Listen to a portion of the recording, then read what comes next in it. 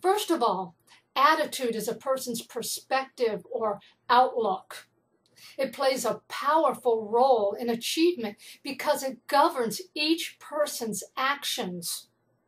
Attitude can help a person get to their goal, or it can hinder them, depending on their attitude.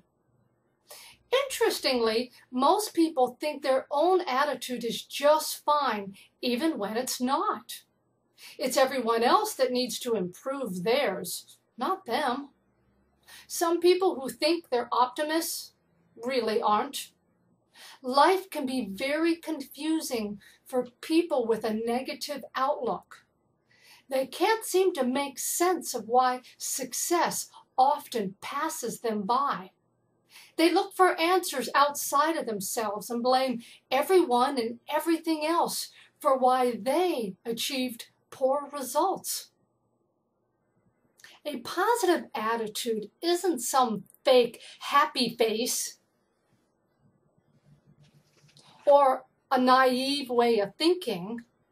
It's not negativity that is repackaged as, I'm just being realistic.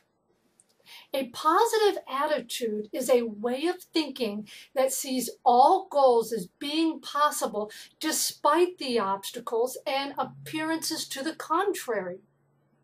Attitude is typically described as being positive or negative, optimistic or pessimistic, good or bad.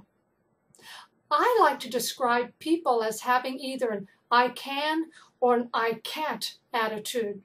Or better yet, describe attitude, classify it as either being effective or ineffective for achieving one's goals. In the past decade or so, medical research using the fMRI on the brain has found that people who think a goal is impossible to achieve never bother to seek a solution. The problem-solving portion of the brain never turns on or lights up.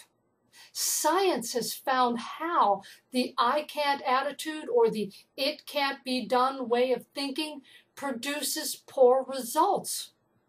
Problem-solving in the midst of a challenge is a fundamental part of achieving every goal. This is how we overcome the obstacles, the roadblocks, the setbacks, and the failures. If we're unwilling to persist and find a solution, or unwilling to do what it takes, then we're not going to overcome the obstacles and we're not going to get to our goal. It really is that black and white. What makes an obstacle is the fact that we don't know how to overcome it. That's what makes it difficult. It's not until the going gets tough that a person's real attitude shows. It's their outlook when things don't go their way. When that happens, some people think it's a sign that it's just not meant to be. They throw in the towel and quit.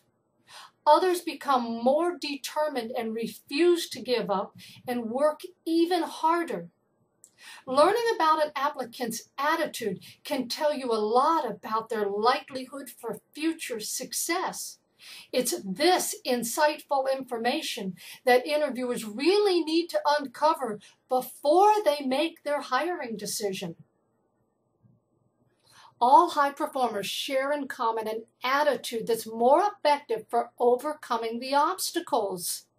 They deem fewer goals impossible to achieve because they have a predominant I can attitude. They know they can figure out a way to conquer the tough challenges that will pop up along the way. The problem that lies with hiring the attitude exists with the employers and their interviewers. Many interviewers are allowed to conduct interviews and make hiring decisions despite being inadequately trained. And if you're using behavior-based interviewing, you're also unable to accurately assess a candidate's attitude as well. If you're not familiar with motivation-based interviewing, or MBI for short, you should be. It's the only interviewing methodology that has a built-in attitude assessment piece. It uses specifically designed skill assessment questions to gather a second piece of information. And formatted consistently, these questions enable the interviewer to assess an applicant's predominant response to adversity without taking any extra interviewing time. Motivation-based interviewing is fast replacing its predecessor, behavior-based interviewing. That's because it's better. It was specifically designed for hiring high performers. Whether you learn it by book, ebook, or instructor-led workshop or web course, it's time to start hiring the attitude that's conducive for achieving great results.